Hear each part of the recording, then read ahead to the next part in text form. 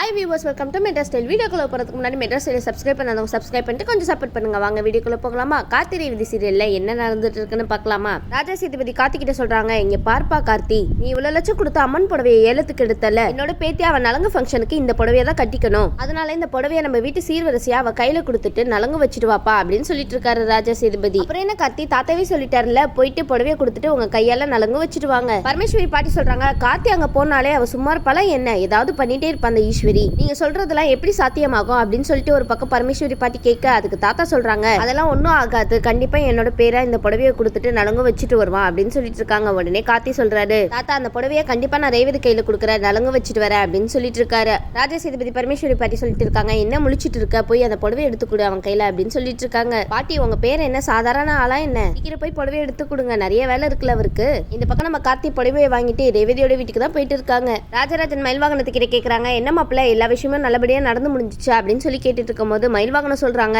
அதோ அங்க ஒண்ணுமே தெரியாம நின்றுட்டு இருக்காங்களே சந்திரகலாவும் சிவனாண்டி அதுக்கப்புறம் முத்துவேலு, இவங்க 3 பேர் தான் இந்த விஷயத்துக்கு காரணம். எப்படியோ நம்ம சகல எல்லா விஷயத்தையும் கண்டுபிடிச்சிட்டாரு, அது மட்டும் இல்லாம இவங்களெல்லாம் சும்மாவே விடக்கூடாது மாமா அப்படின்னு சொல்லிட்டு இருக்காங்க. மயில் வாகனம் விடுங்க, அவங்களா திருந்தாத கேட்டகிரி. மயில் சொல்றாரு, இவனுங்கெல்லாம் சும்மாவே விடக்கூடாது சகலன்னு நான் அப்பவே சொன்னேன், அவர் தான் கேட்கல, சகல தான் இப்ப இந்த மாதிரி நேரத்துல எதுவும் பண்ணிக்க வேணாம் அப்படின்னு சொல்லிட்டாரு, அதனால தான் அமைதியா இருந்துட்டேன் அப்படின்னு சொல்லிட்டு இருக்காரு மயில் வாகனம். மயில் வாகனம் இல்லைன்னா வெட்டு 1 துண்ணு 2ன்னு அவங்கள பொழந்திருப்பீங்கல்ல. மயில் வந்து ராஜராஜன் கிட்ட திருப்பிட்டு கேட்கறாரு, இந்த சகல இப்படி இவங்களெல்லாம் சும்மா விட்டுறாங்க, நான் மட்டும் அந்த இடத்துல இருந்திருந்தேன்னு வச்சுக்கோங்க, இவங்கள அவ்வளவுதான் உண்டு இல்லைன்னு ஆக்கியிருப்பேன் அப்படின்னு சொல்லிட்டு இருக்காரு நம்ம மயில் வாகனம். மயில் வாகனம் நம்ம கார்த்தி விட்டு பிடிக்கிறாரு, அவ்வளவுதான். ராஜராஜன் சொல்றாங்க, ஆமாப்பா இவங்க எல்லாம் திருந்தாத ஜென்மங்க, இவங்க எல்லாம் என்னதான் பண்றது அப்படின்னு தெரியலன்னு ஒரு பக்கம் நம்ம ராஜராஜன் புலம்பிட்டு இருக்காரு. இன்னொரு பக்கம் நலங்கு ஃபங்க்ஷனுக்கு டைம் ஆயிடுச்சுன்னு ரேவதியை கூப்பிட்டு இருக்காங்க ஈஸ்வரி. ஆனா நம்ம ரேவதிக்கு கொஞ்சம் கூட விருப்பம் இல்லாம தான் இந்த நலங்கு ஃபங்க்ஷன்ல அவங்க கலந்துக்கிறாங்க. என்ன ரேவதி, இது உங்களோட நலங்கு ஃபங்க்ஷன், ஜாலியா இருக்க வேணா, இவ்வளவு சோகமா மூஞ்சி தொங்க போட்டுட்டு இருக்கீங்க. சரி, யார் அந்த இடத்துல வரணுமோ அவங்க வந்தாதான் ரேவதியோட முகம் மலர்ச்சியா இருக்கும் போல. ஆனா என்ன பண்றது, ரேவதிக்கு தான் வேற வழி இல்லையே, நலங்கு ஃபங்க்ஷன்ல உட்கார்ந்து தானே ஆகணும் அப்படின்னு சொல்லிட்டு விருப்பம் இல்லாம வந்துட்டு இருக்காங்க நம்ம ரேவதி. ஈஸ்வரி வந்து சொல்றாங்க, இங்க பாருமா ரேவதி, இந்த புடவையை போய் கட்டிட்டு வா அப்படின்னு சொல்லிட்டு ஒரு புடவையை கொடுக்குறாங்க. ரேவதி வந்து சரிமா அப்படின்னு சொல்லிட்டு பட்டு புடவையை எடுத்துட்டு வா ரோகிணி அப்படின்னு சொல்லிட்டு ஈஸ்வரி சொல்றாங்க. ரோகிணியும் பட்டு புடவை எடுத்துட்டு வந்து நீட்டுறாங்க. என்ன ரேவதி, எல்லாத்துக்கும் சரிதானா, எப்போ உங்க அம்மாவை எதிர்த்து நிக்க போறீங்க? அந்த சமயம் கார்த்தியும் 4-5 பேர் சேர்ந்து ஈஸ்வரியோட வீட்டுக்கு வந்துட்டு இருக்காங்க. கார்த்தியை பார்த்த உடனே நம்ம சந்திரகலாக்கும் ஈஸ்வரிக்கும் பயங்கர ஷாக். ஆனா நம்ம ரேவதிக்கு ரொம்ப சந்தோஷம். இப்பதாப்பா ரேவதியோட முகத்துல ஒரு புன்னகையே தெரியுது. இந்த இடத்துல ரேவதி, ராஜராஜன், மயில் வாகனம், ரோகிணி இவங்க மட்டும் தான் சந்தோஷப்படுறாங்க. ஆனா ஈஸ்வரியும் சந்திரகலாவையும் முகத்தை பார்க்கணுமே, பாவமா இருக்கு. அவங்க மனசுல என்ன திரும்ப நினைச்சிட்டு இருப்பாங்க, இன்னைக்கு என்ன செய்ய காத்துட்டு இருக்கானோ தெரியலையே, எதுக்காக வந்திருக்கான்னு தெரியலையே அப்படின்னு சொல்லிட்டு யோசிச்சுட்டு இருப்பாங்க போல 2 பேருமே. ரேவதி நினைச்சிருக்காங்க, என்னது நம்ம எம்டி சார் இங்க வந்திருக்காரு, நம்ம தான் அவரை இன்வைட் பண்ணவே இல்லையே, ஏதோ நம்ம கூப்பிடாமலே எம்டி சார் வந்துட்டாரு, ஆனா எப்படி இந்த மாதிரிலாம் விஷயம் நடக்கும்போது கரெக்டா இந்த இடத்துக்கு வந்துடுறாரு, அதுதான் ஒன்னும் புரிய மாட்டேங்குது அப்படின்னு சொல்லிட்டு இருக்காங்க. ரேவதி, உங்களுக்கு எந்த விஷயம் நடந்தாலும் அவர் அந்த இடத்துல இருந்தே ஆகணும், அப்படி மட்டும் இல்லைன்னா இப்ப நீங்க சந்தோஷப்பட்டு இருக்க முகம் இருக்காம போயிருக்கும். உடனே சாமண்டீஸ்வரி வந்து அவங்க எல்லாம் பார்த்து கேட்கறாங்க, சரி நீங்களாம் எதுக்காக இங்க வந்திருக்கீங்க, என்ன விஷயம் அப்படின்னு சொல்லி கேட்டுட்டு இருக்கும் போது உடனே கார்த்தி வந்து 4-5 பேர் கூட்டிட்டு வந்தாங்களே, அவங்க சொல்லிட்டு இருக்காங்க, இங்க ராஜ சேதுபதி ஐயா தான் நலங்கு புடவையை போய் கொடுத்துட்டு வாங்க அப்படின்னு சொல்லி அனுப்புனாங்க அப்படின்னு அவங்க சொல்லவும் அந்த இடத்துல கார்த்தி வந்து, என்னோட தாத்தா இந்த புடவையை கொடுத்துட்டு வர சொல்லியிருக்காங்க அப்படின்னு சொல்லிட்டு அந்த புடவையை போய் நீட்டுறாங்க.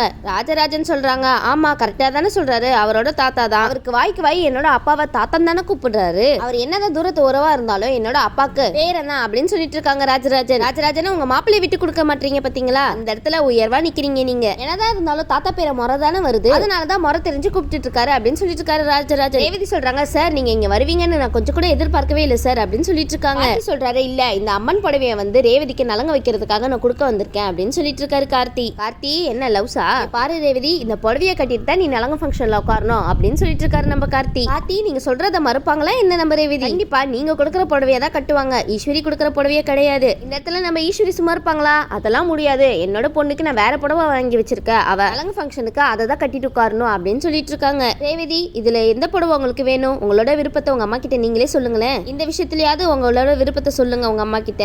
ராஜராஜன் வந்து குறுக்க வந்து சொல்லிட்டு இருக்காங்க, என்ன ஈஸ்வரி பேசிட்டு இருக்க நீனு, என்னோட அப்பா ரொம்ப ஆசையா அம்மனோட புடவையே கொடுத்து அனுப்பியிருக்காங்க, நம்ம ரேவதிக்கு இந்த புடவையை கட்டி உட்கார்ந்து நலங்கு ஃபங்க்ஷன் நடத்தினா தானே அந்த அம்மனோட அருளே இருக்கும் அப்படின்னு சொல்லிட்டு கேட்டுட்டு இருக்காங்க ஒரு பக்கம் ராஜராஜன். அப்படி இருக்கும் போது அந்த புடவையை தானே கட்டணும், அதுதானே கரெக்டா அப்படின்னு சொல்லிட்டு ஒரு பக்கம் ராஜராஜன் சொல்ல, அதுக்கு ரேவதி சொல்றாங்க, அம்மா பாடி ஒரு வழியா அம்மானு வாயை திறந்துட்டாங்களே நம்ம ரேவதி, சொல்லுங்க சொல்லுங்க, நான் நீங்க கொடுத்த புடவையெல்லாம் கட்ட மாட்டேன், என்னோட எம்டி சார் கொடுத்த புடவையை தான் கட்டிப்பேன் அப்படின்னு சொல்லுங்க ரேவதி, உங்களோட என்ன இந்த 2 குடும்பமும் ஒன்னா சேரணும் அதுதானே, அப்படி இருக்கும்போது நம்ம தாத்தாவே இந்த புடவையை எம்டி சார் கிட்ட கொடுத்து விட்டுருக்காங்க, அதனால இந்த புடவையை தானே நான் கட்டிக்கணும் அப்படின்னு சொல்லிட்டு ரேவதி சொல்லிட்டு இருக்காங்க. அதுக்கப்புறம் கார்த்தி சொல்றாரு, நீங்க கரெக்டா சரியா தான் சொல்றீங்க ரேவதி அப்படின்னு சொல்லிட்டு கார்த்திக் கையாலேயே சாமுண்டீஸ்வரி சந்திரகலா முன்னாடியே புடவைய கொடுக்குறாங்க ரேவதி கிட்ட. அடடே இந்த சீன் பார்க்க ரொம்பவே சூப்பரா இருக்கு. ஆனா இந்த இடத்துல ஈஸ்வரினாலையும் சந்திரகலானாலையும் ஒண்ணுமே பண்ண முடியல பாத்தீங்களா? திருன்னு முழிச்சிட்டு இருக்காங்க. அங்க நடக்கிறதெல்லாம் பார்த்துட்டு என்ன பண்ண முடியும்? ஒன்னும் பண்ண முடியாது, அமைதியா கை கட்டி நில்லுங்க. சந்திரா சொல்றாங்க பார்க்கா என்ன நடக்குதுங்கன்னு. கடைசியில பத்தியா அவன் கையாலேயே புடவைய கொடுத்து கட்டிட்டு வர நிலைமை ஆயிடுச்சு அவளுக்கு அப்படின்னு சொல்லிட்டு இருக்காங்க. புருஷன் தன்னுடைய மனைவிக்கு புடவைய கொடுக்குறான், இதுல என்ன தப்பு இருக்கு? அந்த புடவைய வாங்கினதுக்கு அப்புறம் ரேவதி முகத்துல சந்தோஷத்தை பார்க்கணுமே, ரொம்பவே தேங்க்ஸ் சார் அப்படின்னு சொல்லிட்டு இருக்காங்க.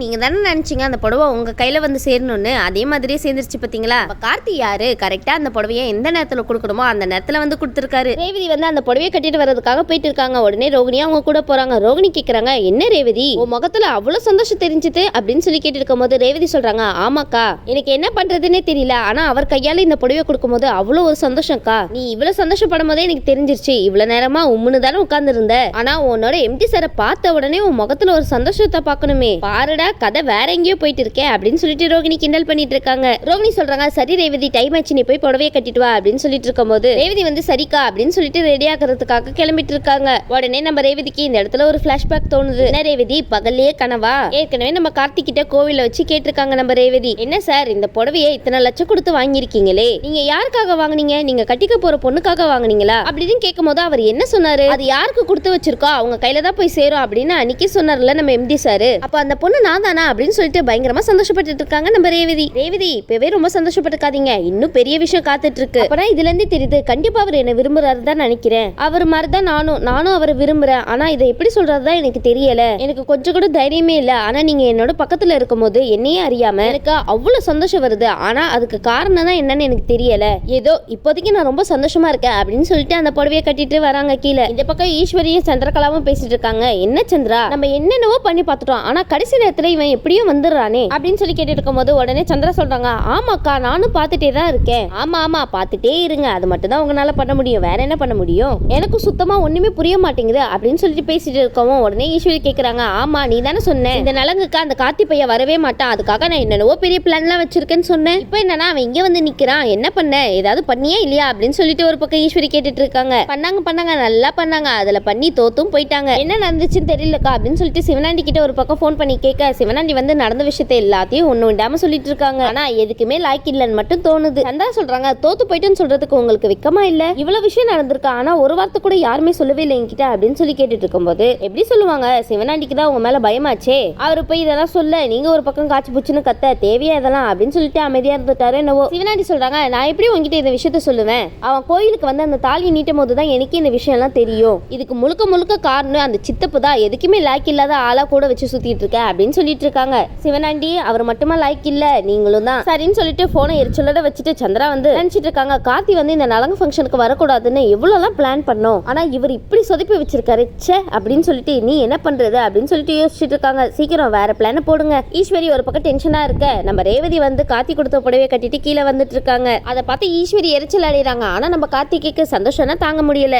ஈஸ்வரி நினைக்கிறாங்க கடைசியில இந்த புடவையை அவன் கையால கொடுத்து நம்ம பொண்ணு கட்டிட்டு வர நிலைமைக்கு ஆயிடுச்சு அப்படின்ட்டு இருக்கும் போது உடனே ராஜராஜனும் ரோகிணி மயில் வாங்கணும்னு சொல்லிட்டு இருக்காங்க. பாத்தியா இந்த அம்மனோட புடவை நீதான் கட்டிக்கணும்னு கொடுத்து வச்சிருக்கு, இதுக்கு நீ எவ்வளவு கொடுத்து வச்சிருக்கணும் தெரியுமா, அது மட்டும் இல்லாம இது எல்லாமே உன்னோட எம்டி சார்னால மட்டும்தான் நடந்துச்சு. இது கேட்டதுமே ரேவதி ரொம்பவே சந்தோஷப்பட்டுட்டு அவங்களோட சேர்ல போய் உட்கார்றாங்க. என்ன ரேவதி கார்த்தி கையால நலங்கு வைக்கிறதுக்கு ரெடியா? உடனே ஈஸ்வரி சந்திரா எல்லாருமே நம்ம ரேவதிக்கு நலங்கு வச்சிட்டு இருக்காங்க. அந்த இடத்துல ராஜராஜன் சொல்றாங்க எம்டி சார் எங்க அப்பாக்கு உடம்பு சரியில்லை, அதனால அவரால் இங்க வர முடியல, ஆனா அவருக்காக நீங்க சார்பா என்னோட பொண்ணுக்கு நலங்கு வைங்க அப்படின்னு சொல்லிட்டு இருக்காரு. ராஜராஜன் இதுதான் சாக்குன்னு மாப்பிள்ளை கையாலேயே ரேவதிக்கு நலங்கு வைக்கிறீங்களா? இதை கேட்டுட்டு ஈஸ்வரி வந்து ராஜராஜனை கேக்குறாங்க என்ன உளறிட்டு இருக்கீங்க, எல்லாம் தெரிஞ்சுதான் பேசிட்டு இருக்கீங்களா அப்படின்னு சொல்லி கேட்டுட்டு இருக்கும் போது ராஜராஜன் சொல்றாங்க அவரும் ஒரு விதத்துல நம்மளுக்கு மாப்பிள்ளை மாதிரி தானே அப்படின்னு சொல்லவும் ரேவதி ஷாக்கா பாக்குறாங்க. ஆனா நம்ம ஈஸ்வரி ரொம்ப முறைச்சு பார்த்துட்டு இருக்காங்க. தேவையில்லாத நேரத்துல தேவையில்லாம பேசிட்டு இருக்காங்க அப்படின்னு சொல்லிட்டு நம்ம ராஜராஜன் பேசுறத பார்த்துட்டு கார்த்திகேக்கே ஷாக்கிங்னா பாத்துக்கோங்களேன். இங்க பாரு ஈஸ்வரி அவரை என்னோட அப்பா பேரை மாதிரி நினைக்கிறாரு, அவர் பேரை மாதிரி நினைச்சாருன்னா எனக்கு தங்கச்சி பையன் முறைனா மாப்பிள்ளை தானே, இது கூட தெரியாம இருக்கே ஈஸ்வரி அப்படின்னு சொல்லி கேட்டுட்டு இருக்காங்க ராஜராஜன் இதுக்கெல்லாம் சேர்த்து ஒரு நாள் வச்சு வாங்க போறாங்க பாருங்க உங்களை. நம்ம கார்த்தியும் வந்து ரேவதிக்கு நலங்கு வைக்கிறாங்கப்பா, நலங்கு வச்சுட்டு அர்ச்சனையும் தூவுறாங்க. அடடே ரேவதி முகத்தை பாருங்களேன் எவ்வளவு புன்னகைன்னு. இதை பார்த்துட்டு ஈஸ்வரி வந்து இவ எதுக்கு இவ்வளவு சந்தோஷப்படுறா அவன் நலங்கு வைக்கிறத பார்த்துட்டு அப்படின்னு சொல்லிட்டு யோசிச்சுட்டு இருக்காங்க. பின்ன அவங்க தான் அவங்கள லவ் பண்றாங்கல்ல அதனாலதான் சந்தோஷப்படுறாங்க. என்ன கார்த்தி உங்களுக்கும் சந்தோஷமா? ரேவதி வந்து கார்த்திகிட்ட சொல்றாங்க சார் நீங்க இந்த மாதிரி வருவீங்கன்னு நான் கொஞ்சம் கூட எதிர்பார்க்கவே இல்லை, எனக்கு எவ்வளவு சந்தோஷம் தெரியுமா சார், அது எப்படி சொல்றதுன்னு எனக்கே புரிய மாட்டேங்குது அப்படின்னு சொல்லவும் உடனே கார்த்தியும் அப்படியே ரேவதி சந்தோஷம் அப்படின்னு சொல்லிட்டு இருக்காங்க. என்ன சார் சாதாரணமா அப்படியான்னு கேட்டுட்டு இருக்கீங்க? இந்த புடவையை அன்னைக்கு கேட்கும்போது என்ன சொன்னீங்க? நான் என்ன கிட்ட உங்ககிட்ட இந்த புடவையை யாருக்காக சார் வாங்கி வச்சிருக்கீங்க அப்படின்னு சொல்லி கேட்கும்போது நீங்க என்ன சொன்னீங்க? இந்த புடவையை கட்டுறதுக்கு யார் கொடுத்து வச்சிருக்காங்களோ அவங்க கையில போய் சேரும் அப்படின்னு தானே சொன்னீங்க. அப்ப இந்த புடவையை எனக்காக தான் நீங்க வாங்குனீங்களா அப்படின்னு சொல்லி கேட்டுட்டு இருக்கும்போது கார்த்தி வந்து இதை கேட்டு சிரிச்சிட்டு இருக்காங்க. உடனே ரேவதி கேக்குறாங்க, என்ன சார் எது கேட்டாலும் சிரிப்பு தானே பதில். சரி ரேவதி எனக்கு டைம் ஆச்சு நான் கிளம்புறேன் அப்படின்னு சொல்லிட்டு இருக்கவும் உடனே சாமுண்டீஸ்வரி வந்து கார்த்தியை தடுக்கிறாங்க. என்ன என் பொண்ணுக்கு நலங்கு வச்சுட்டேன்னு ரொம்ப சந்தோஷப்பட்டுட்டு இருக்கியா? ஆனா கண்டிப்பா நீ என்ன நடக்கிறியோ அது மட்டும் நடக்காது. பொண்ணோட கழுத்துல மருந்துதான் தாலி கட்டுவான். என் பொண்ணுக்கு நீ நலங்கு வச்சுட்டேன்னு தாலியை நீதான் கட்டுவேன்னு ஒரு கனவு காணிட்டு இருக்காத அப்படின்னு சொல்லிட்டு இருக்க. உடனே கார்த்தி சொல்றாங்க, அப்படியே அத்தை நீங்களும் ஒரு சவாலா தான் என்கிட்ட விடுறீங்க. கடைசியில என்ன நடக்குது பாத்தீங்களா? அந்த கடவுளையும் என் பக்கம் தான் அத்தை இருக்காங்க. ரேவதி கழுத்துல நான் தான் தாலி கட்ட போறேன். அதுவும் உங்க கண்ணால பார்க்கதான் போறீங்க. அந்த நாளையும் நான் எதிர்பார்த்துட்டு தான் இருக்கேன். உங்களால என்ன பண்ண முடியுமோ அதை பண்ணிக்கோங்க அப்படின்னு சொல்லிட்டு விறுவிறுன்னு அந்த இடத்த விட்டு கிளம்புறாரு நம்ம கார்த்தி. அந்த டிரைவர் பையலுக்கு எவ்வளவு தைரியம் இல்ல, என்கிட்ட இப்படி பேசிட்டு போறான்ல, அவனுக்கு மொத்தமா சேர்த்து நான் பதில் அடி கொடுக்குறேன் பாரு அப்படின்னு சொல்லிட்டு ஒரு பக்கம் யோசிச்சுட்டு இருக்காங்க. சரி இதுக்கப்புறம் என்ன நடக்குதுன்னு வெயிட் பண்ணி பார்க்கலாம். இந்த வீடியோ உங்களுக்கு பிடிச்சிருந்துச்சுன்னா மறக்காம மெட்ரோ ஸ்டைல லைக் பண்ணுங்க, ஷேர் பண்ணுங்க, சப்ஸ்கிரைப் பண்ணிடுங்க. தேங்க்யூ.